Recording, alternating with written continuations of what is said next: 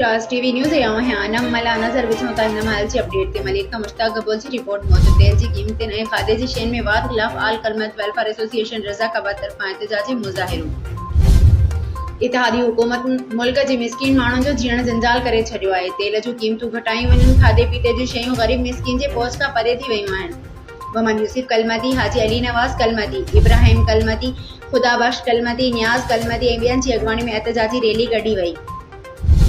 उन मौक़े ते अॻवाननि ॻाल्हाईंदे चयो त गॾियल हुकूमत पंहिंजे ग़लत पॉलिसियुनि सबबि मुल्क जे अवाम जो जीअण जंजाल बणाए छॾियो आहे। हिननि चयो त तेल जी क़ीमत वधण सां आम वहपी जी शयुनि में महांगाई थी वई आहे, जंहिं सबबि हेठिए तबिके जो माण्हू हिक वेले लाइ परेशान आहे। हिननि जो वधीक चवणु हुयो त पीपी नवाज़ लीग JUI जी गॾियल सरकार फ़क़ति पंहिंजा बिब भरण में पूरी आहे। तेल जूं क़ीमतूं न घटायूं वयूं त मुल्क जा मिसकीन माण्हू मरी ख़तम थी वेंदा, जंहिं जी ज़िम्मेवार वक़्त जी सरकार हूंदी।